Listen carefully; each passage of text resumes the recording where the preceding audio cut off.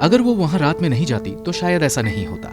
शायद उस लड़की ने छोटे कपड़े पहने थे। शायद लड़की ने ही बुलाया होगा। जघन्य बलात्कार की घटना के बाद पीड़िता को ही दोषी ठहराने वाले ऐसे बयान सुनकर किसी भी संवेदनशील इंसान को गुस्सा आ सकता है। और अगर ऐसा बयान राष्ट्रीय महिला आयोग का कोई सदस्य दे तब तो लगेगा कि पूरी व्यवस्था ही महिलाओं का शिकार करने में जुटी है। अफसोस कि नारी की पूजा करने का दावा करने वाले भारत का यही हाल हो रहा है। हाल ही में उत्तर प्रदेश के बदायूं में एक 50 वर्षीय महिला के साथ एक मंदिर में सामूहिक बलात्कार हुआ।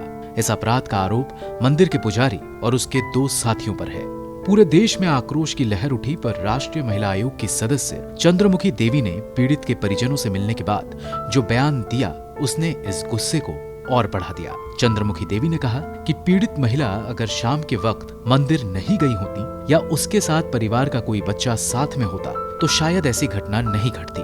यानी जो आयोग महिलाओं के अधिकार और आजादी के पहरेदार की तरह वजूद में आया था, उसमें ऐसे सदस्य पहुंच गए हैं जो महिला को ही अपने ऊपर होने वाले अत्याचार की वजह मान रहे हैं। ये वही मानसिकता है जिसने भारत को महिला उत्पीड़न के मामले में शर्मिंदा करने वाले स्थान पर पहुंचा दिया है। साल 2020 में महिलाओं को पहले से ज्यादा हिंसा का सामना करना पड़ा।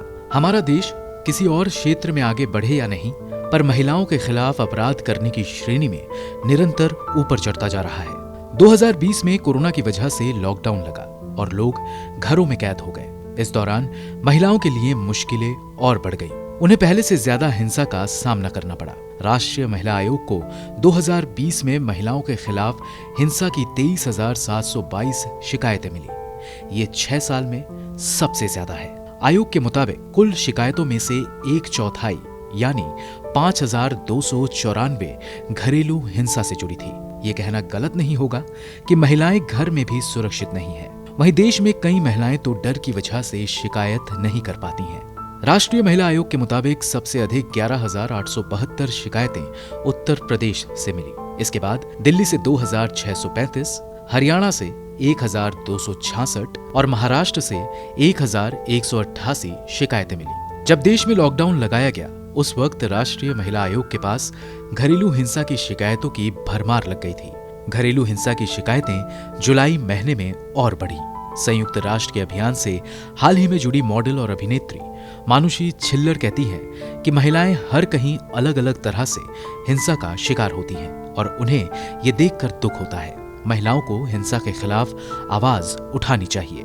एनसीआरबी यानी नेशनल क्राइम रिकॉर्ड्स ब्यूरो की क्राइम्स इन इंडिया 2019 रिपोर्ट बताती है कि महिलाओं के खिलाफ होने वाले अपराध 2018 से 2019 में 7.3% बढ़ गए हैं और स्थिति काफी भयावह है। 2019 में महिलाओं के खिलाफ अपराध के 4,05,861 केस दर्ज हुए, जबकि 2018 में 3,78,236 केस हुए थे और 2017 में ये आंकड़ा 3,59,849 था। अगर 2019 की बात करें तो भारत में सबसे ज्यादा महिलाओं के खिलाफ अपराध के मामले उत्तर प्रदेश से आए, जहां ये संख्या 59,853 यानी 14.7% थी। वहीं दूसरे नंबर पर राजस्थान था, जहां से 41,550 यानी 10.2% मामले सामने आए।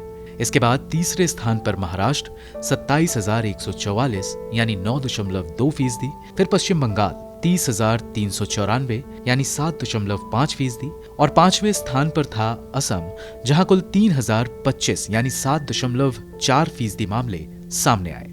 बलात्कार की घटनाओं को लेकर अक्सर पहनावे और उम्र आदि को लेकर टीका टिप्पणियां होती हैं, तो हकीकत ये है कि साल 2019 में कुल बलात्कार के मामलों में से 15.4% घटनाएं नाबालिग लड़कियों के साथ घटी। वहीं 84.6% मामले उन महिलाओं के साथ घटे जिनकी उम्र 18 वर्ष या उससे अधिक है। साथ ही बलात्कार से जुड़े कुछ और आंकड़े भी हैं जो आंखें खोल देने वाले हैं। बलात्कार के कुल मामलों में से 35 घटनाएं गर्भवती महिलाओं के साथ हुई। वहीं 2,220 मामले 16 साल या उससे कम उम्र की लड़कियों के साथ घटी। ये सभी आंकड़े उन तमाम लोगों के मुंह पर तमाचा है जो बलात्कार जैसे घिनौने अपराध को या किसी भी अपराध को उम्र, वक्त और कपड़ों जैसी तमाम बातों से जोड़कर देखते हैं।